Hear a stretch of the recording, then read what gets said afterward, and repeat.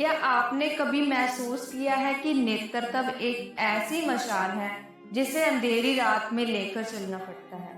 हर कदम पर चुनौतियों का सामना, हर मोड़ पर नए सवाल। लेकिन क्या सही निर्णय लेना हमेशा इतना आसान होता है?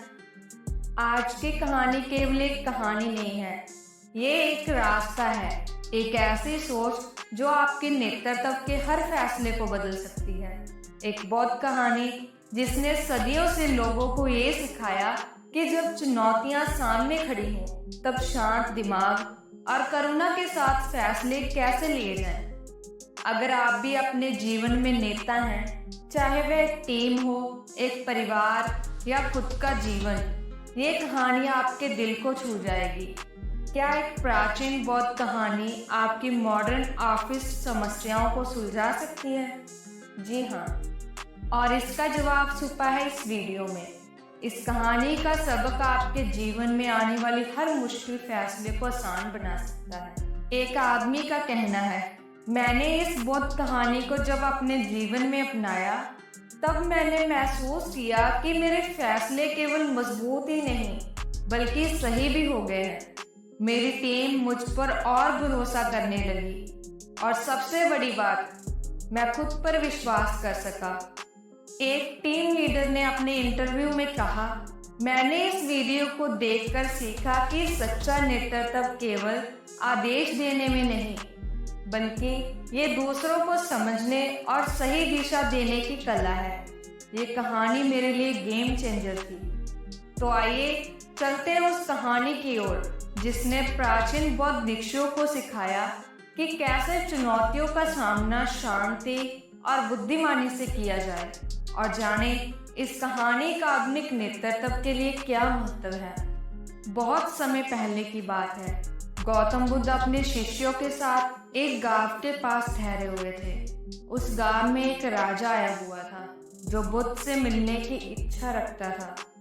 राजा अपने बारे में बहुत गर्व करता था। उसने सुना था कि बुद्ध जीवन की समस्याओं को सुलझाने में अद्भुत मार्गदर्शन देते हैं।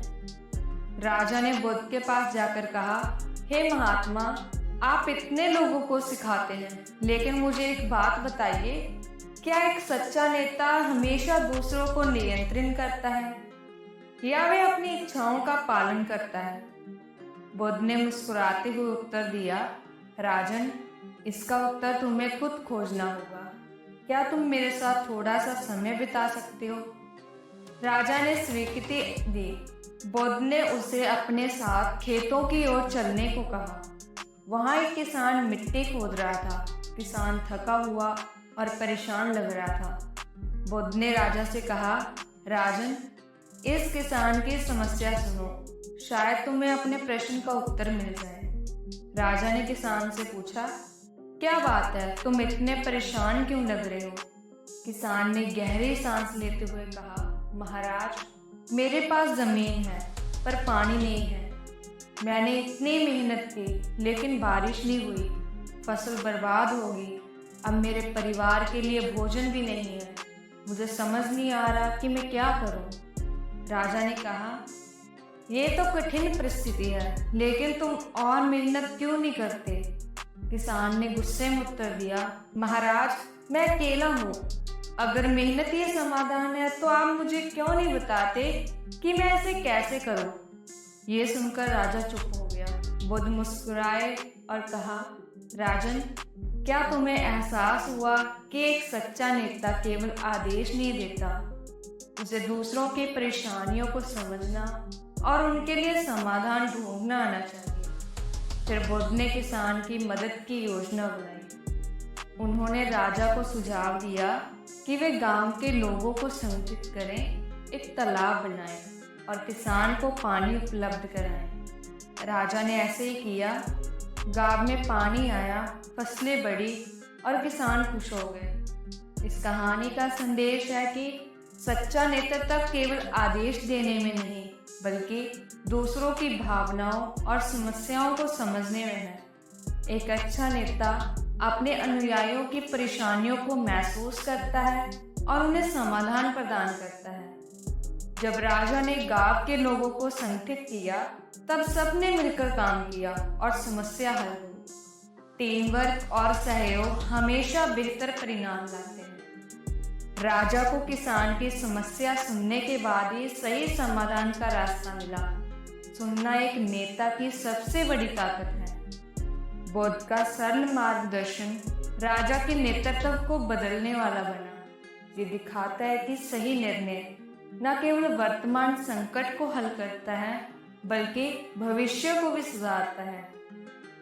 नेतृत्व केवल ताकत दिखाने का नाम नहीं है, ये एक जिम्मेदारी है, दूसरों की भलाई के लिए सही मार्गदर्शन देने की।